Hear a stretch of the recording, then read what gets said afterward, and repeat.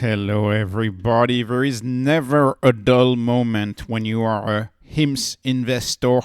The day started really well. The stock was up, and then boom, a article behind 2 clicks and then a paywall. And keep in mind, it'd be 3 clicks if I didn't have accepted their cookies already. So behind all these clicks and a paywall, there's an article which I'm sure I could read if I were to look for it on Twitter. X, right? But I'm not going to do that because I only read actual news. So I'm not going to do that. But you have this article who's been copied and copied and copied by hundreds of financial news, just copies and copies the headline. And then the stock drops more than 8%, really, is what it dropped at one point today. So that was pretty darn insane. Of course, you go on X, and X is really the news for the 21st century. The GLP-1 is trending again. It's the topic of the day again. Nighthawk Capital here is saying that there is no mention of the name of the actual people with that report. But there appears to be a few names now that came out. I don't really know what that is, but if it's something like 50 lawmakers, right, compared to 435 in the House and 100 in the Senate, like it's a tiny portion. And these letters are a common thing. And the fact that just news about a letter like this would drop the stock this crazy is just insane. That's why you have a lot of people who own HIMS, because they want to write options on it. Because HIMS is great for options because that volatility is just nuts. How many times do we have to go through this? How many videos have I made saying that HIMS is not just a GLP-1 company? GLP-1 is their fastest growing segment, but it's much more than that. It's a much bigger story than just GLP-1. It is tough to imagine that the valuation of HIMS may rest, or at least the run we've had in HIMS for the past 3 months may rest in just the GLP-1 story. So today's story is really overshadowing the bigger news. So let's talk about GLP-1. Let me tell you a little bit about the news. So yesterday, we had a big win. So you may know manufacturing generics is a big business. So Teva is a big maker of generics, but in the US, a big maker of generics is Mylan. Mylan is now owned by Viatris. Mylan would really love to make money manufacturing generic semaglutide, and they are attacking the semaglutide patent to try to get the right to manufacture generic semaglutide. And so if you read the headlines yesterday, which were very, very little to be seen, but this should have been a huge headline that should have moved the stock, which is Viatris beats Novo in semaglutide patent feud, clearing hurdle for a potential Wegovy generic. That is a big deal. That is not priced in. This good news did not get priced in yesterday. But of course, you have an article behind 3 clicks and a paywall, and it gets priced in a second. That's the reality we're dealing with HIMS. Another news, which I think is still not reflected in the stock price, if you believe in GLP-1, is the fact that generic liraglutide has been approved. This is a FDA news release from about 7 months ago. FDA approves first generic once daily GLP-1 injection. It's been approved, and HIMS sell its own generic liraglutide for $2.99 a month. Now, keep in mind that may look expensive, but it's actually not expensive because this is 7 injections a week plus a pen. So you're manufacturing a lot more, and you're selling this for $2.99. This is $1.99 a month, and I mean $2.99 a month here, of course. This is $1.99 a month for only a weekly injection. So really only 4 injections, and they don't have an injector pen. And of course, the reason why there's no injector pen is because there's a patent on that too. And so it's kudos to HIMS that they were able to get this injector pen for liraglutide. Anyways, the market seems to be forgetting that they are selling liraglutide, and also I've noticed a trend in the GLP-1 field all over X. people talking about micro dosing and small dose and just a little bit at a time, tiny injections at a time. Liraglutide, in my view, may actually be great for micro dosing. For people who have like a BMI of 28 and want to get to a BMI of 23. That might actually be very helpful. So that's a story that is being overshadowed because all we talk about is Ozempic. That's all we talk about. Then this news, Canada GLP-1 coming, Canada generics, Canadian generic semaglutide is coming. This one, again, moves the stock price maybe a little bit, but barely. This was the last topic of my video on HIMSS. Absolutely unbelievable. This is one of the largest rent-seeking failures in history, if you ask me. Novo lost the patent for semaglutide in Canada because they did not pay a $250 fee. You try to save $250 and you lose tens of millions of dollars, probably more than that. This is an example of rent-seeking, nickel and diming, going for the penny instead of looking at the bigger picture. And again, not priced in, but even bigger news, which was beginning to be priced in a little bit back, but the market forgot about because the market only looks at what's going on today. But this is something that people forget about. The top FDA pick, the FDA Commissioner, was an executive.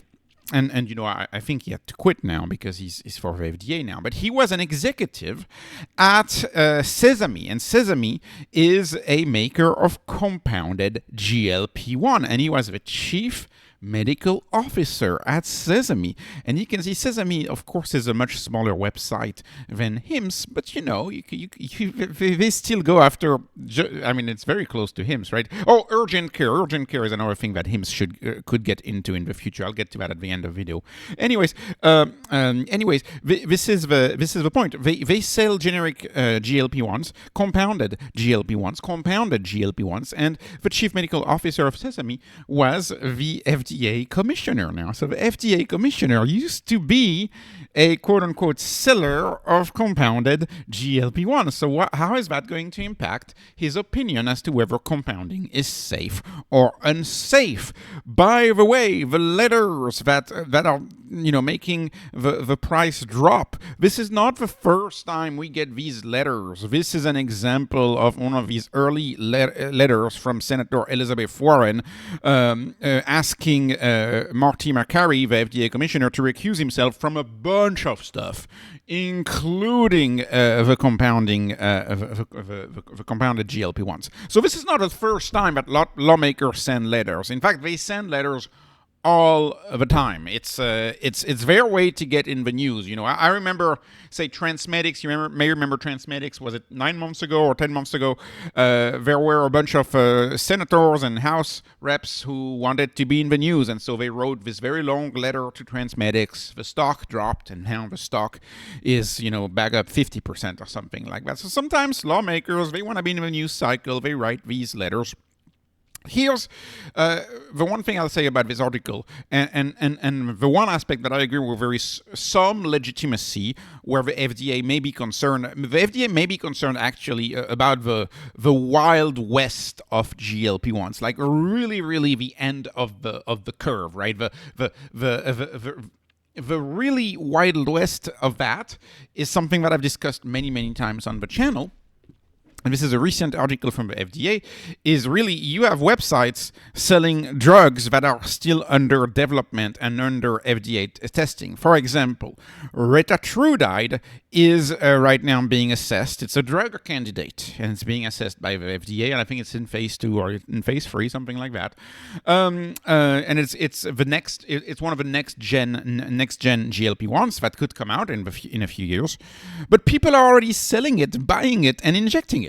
That's a big thing. And if you look on social media, of course, social media has popularized a lot of this stuff. People are already injecting themselves in the next gen because, when you do this research, you publish the peptide. And as I've said before on this channel, peptides, they're very easy to make. You can buy something on Alibaba called a peptide synthesizer, and you can make peptides in your kitchen.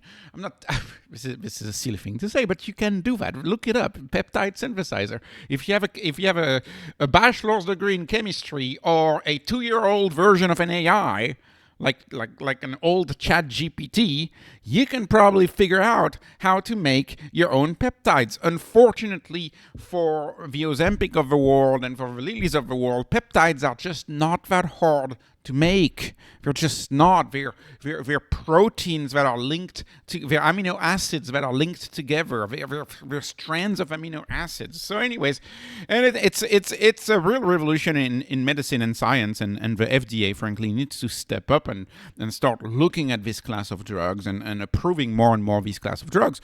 And of course, if you go on this website, which is one of many, but if you go on this website, you can see popular keywords include, what are the popular peptides that people buy on this, right? BPC 157, totally not approved, totally not, not even approved in a anyways. But very popular on social, semaglutide and retatrutide, and so I think if the FDA is gonna go after some of these issues, and they're gonna have legitimacy to do it, that's gonna be very much against these drugs that are not approved. This is not the case of compounded GLP-1s. Compounded GLP-1s, when you follow the rules, when you use the right facility, when you have a documented actual reason as to why the patient needs a compounded drug, then it is approved and it is well understood. But this is not the case, of course. If you're just buying a for research purpose only product like this and you're injecting yourself with it, then you are not falling under the purview of what is allowed by the FDA, and the FDA has legitimacy going after that. So I think we get confused with these letters, but these letters may very well be referring to these efforts of the FDA to try to not have a phase 2 drug already being sold by for-profit companies, and you can get into very dangerous stuff. Apparently, the salt forms version of compound semaglutide, like a sodium form of it, which could be very dangerous. So you don't want to get in any way, shape, or form near that stuff. So, anyways, but with social media, unfortunately, people do crazy things, and that's what happens. So, anyways. The market is entirely ignoring the bigger story of HIMSS. I cannot imagine that GLP-1s will be more than 30% of HIMSS revenue at the end of 2025. I think it will be less. We're at about, what was it? I can't remember. Between 15 and 20%. Was it 17 or 18% right now?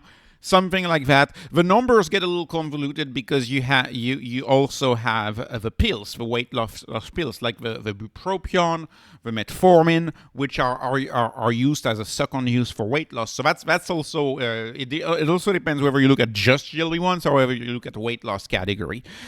But weight loss category in general, that's the fast-growing segment at HIMSS right now. They've had two very fast-growing segments before. ED. And I remember when the company was growing fast with ED, it was being heavily criticized as just this ED company. And then we had anxiety. This was a more short-lived phase of criticism. But I remember when I was talking about him 2 years ago, 2.5 years ago, they were launching, SSRIs, SNRIs, and you had a lot of people who were very upset about SSRIs being sold, and I think, you still have people who think SSRIs are bad for you, just like you have people who think GLP-1s are bad for you. And you should not take a GLP-1. You should do it the right way. Well, this I'm sure anxiety. I'm sure there's a natural way to deal with stress and anxiety, but people have a limited amount of willpower, and they gotta select for themselves where they want to place their willpower. Same for ED. There's lots of natural ways where you don't have to resort to pills. But anyways, what are going to be the fast-growing segments after HIMSS? After the GLP-1s, what are going to be the next growing segments? The things that I'm really looking forward to for HIMSS. The long-term story. Why I'm not selling the stock anytime soon. Why I think this stock will be the Netflix of healthcare. So what's next? We have hormone replacement therapy, which is testosterone essentially, and menopause. So these are going to be the next big avenue for growth, and we know we have that coming. Diabetes. That should be coming. That should be a big one. And the last one that I got reminded as I was making this video is, of course, is urgent care. Urgent care is going to be, I think, also a big deal. There's a lot of urgent care that can be done online, and just talking to a doctor online, just like a short quick access to a doctor because you have XYZ solution. Many times it doesn't require you to go in person. And sure enough, the commissioner of the FDA was the chief medical officer of Sesame, a company that also had an urgent care section. And there's much more coming up. This will be unlocked with their labs. Because of their labs business and the Tribe acquisition, this will be opened up. So today, I want to say I'm surprised. I'm not even surprised by what's happening today. It's just rent seekers messing with us, TradFi messing with us, and Pharma messing with us. That's my view on this. Anyways, this was not financial advice, not investment advice. This is only entertainment. I'm hoping you were entertained. Please like, please subscribe, follow me on Patreon, follow me on X. Thank you for watching, and have a wonderful, wonderful day.